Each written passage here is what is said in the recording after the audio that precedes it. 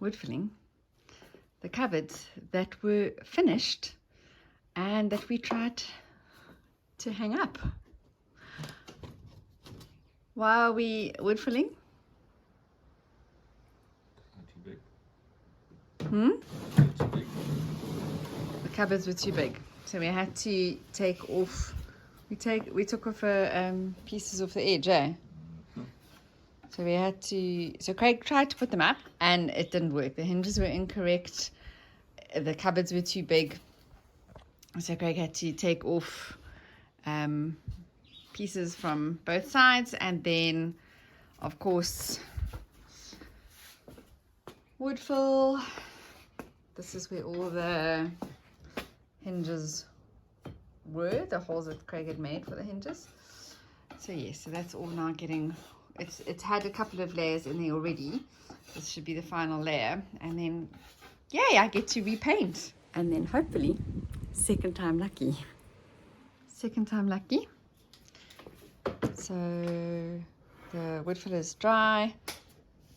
Craig is making the pocket holes for the hinges to go in. One hinge is in. So let's see how this goes.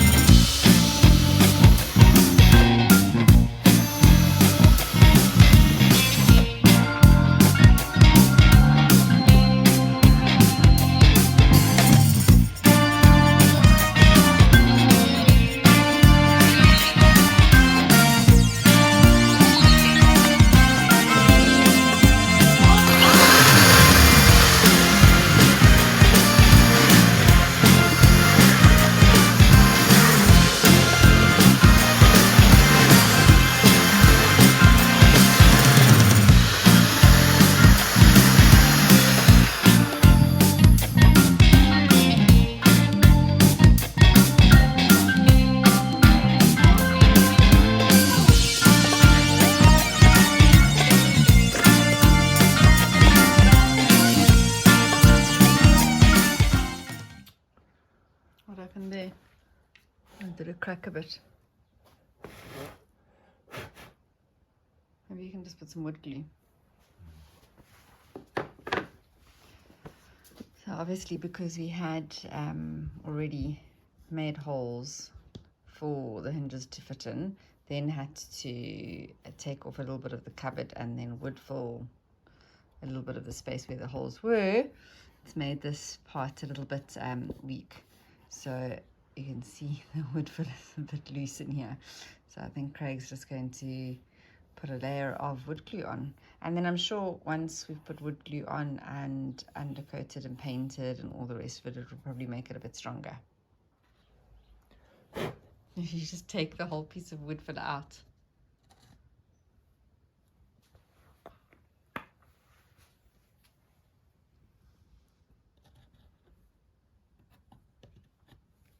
I think that'll work fine.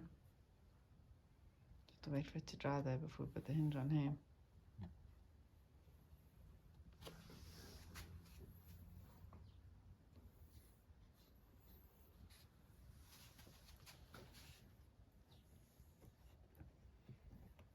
These doors have been the bane of our lives. So we'll wait for that to dry and then we'll put the hinge in.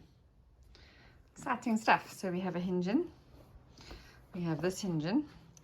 This one has been wood glued, so we need to wait for that to dry. We've decided that once the cupboards are on, I'll either undercoat if need be. Here it doesn't need to be, it just needs to be painted. Actually, I don't think any of it needs to be undercoated. I mean, this is all wood filled, and I know you can paint straight onto wood filler. So we decided that once the cupboards are on, we'll paint them. This needs to be sanded. All of this needs to be sanded. And yes, there's the rest of the hinges. And these are the correct ones. These cupboards have been the bane of our life because the last hinges we got were incorrect and the cupboards were too big. I'm not quite sure what happened. I'm not quite sure if it's the angle of the cupboard or the opening. I think that was the problem. So then we had to take them back and get new hinges, and Craig had to cut the cupboards down and wood fill, etc. So hopefully this is going to be correct this time, and we're going to be able to get these cupboards up, because it really has been a long time coming. These are the last cupboard doors that need to go up. Wow, it's been quite a while since I have put on old painting clothes, but we are going to be painting the cupboard doors, because although we thought we'd paint them while they were already hung, after a bit of a discussion and a look-see, you know, if you're going to do something, you do it properly. So Craig took them off and sanded them, and he's done the first coat, sanded it. Now I'm going to do the second coat. But yes, let's do it properly. It'll look good.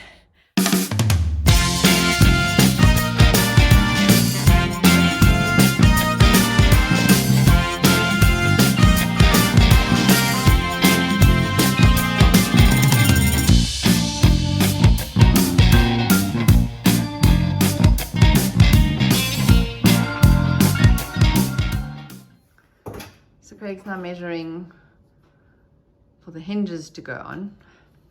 Hope we got the right ones this time, eh?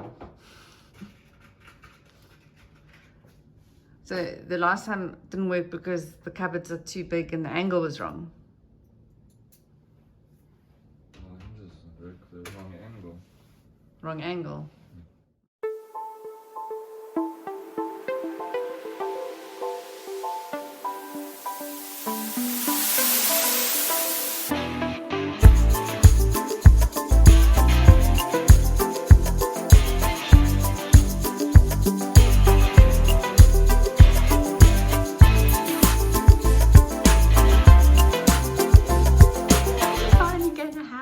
Doors, and I didn't video this, and I don't think you can see. Let me switch it off.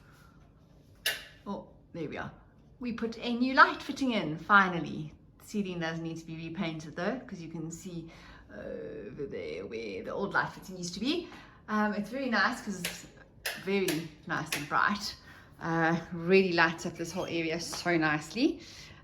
So yeah, it's looking good. It's going to be fantastic when we have both cupboard doors on. In my last video, I did promise I would give you a brief description of our leaf catcher and our first flush system.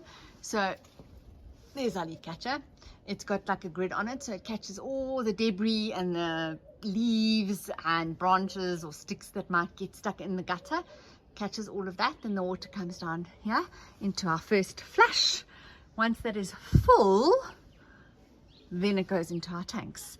And what's quite nice is that when the water is collected, so if we have a good rain and we know the first flushes are full, we empty them and we water our garden and our plants.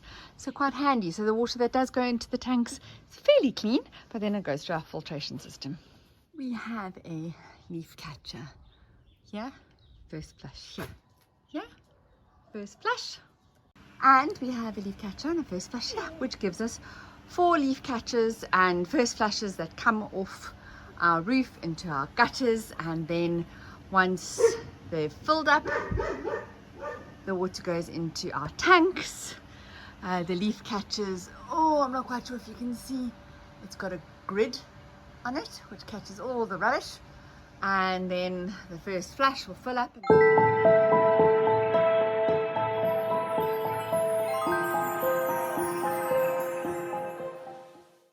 As you can see, the water is filthy dirty that comes out the first flushes, and that's why we have them. Then we either put it into the grey water system, so Craig can give it the grey water system a rinse, or otherwise we use it for our pots.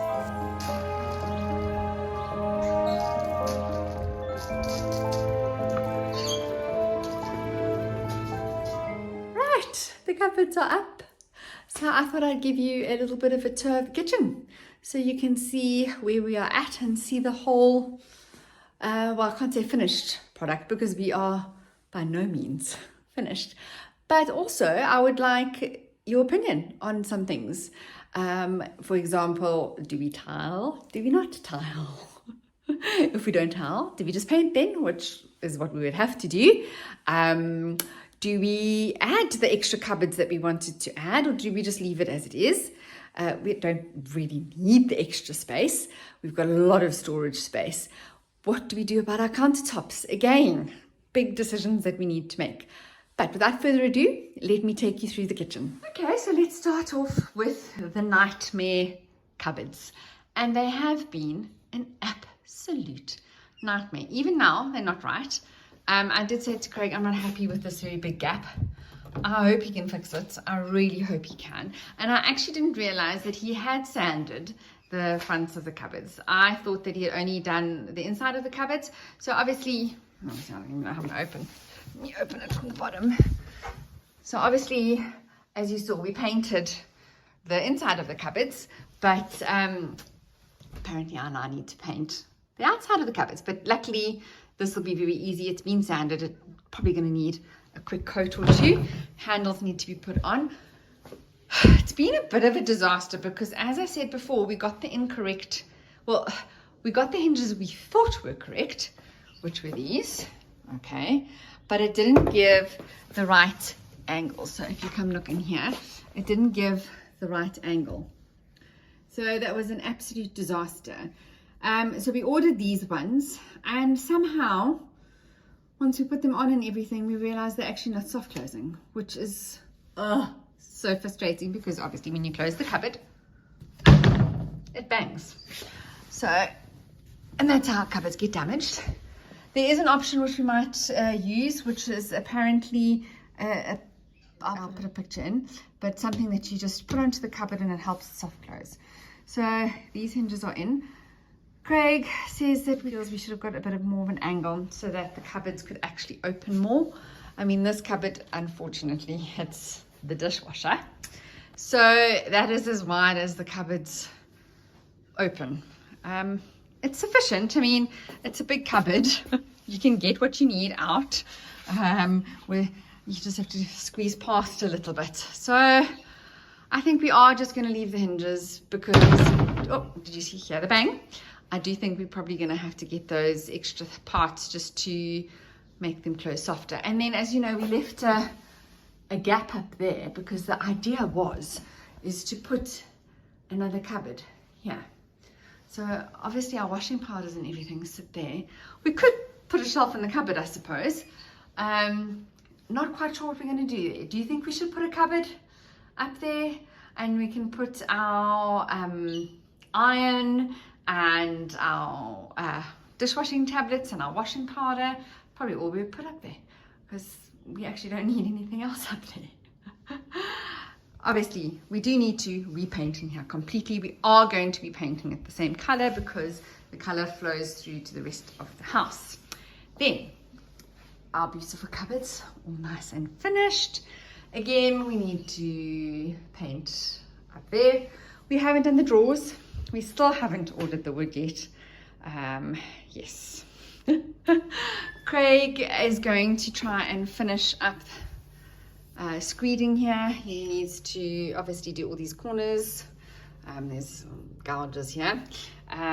It really is nice and smooth. There are a few patches that I think once he's screeded it again will be perfect.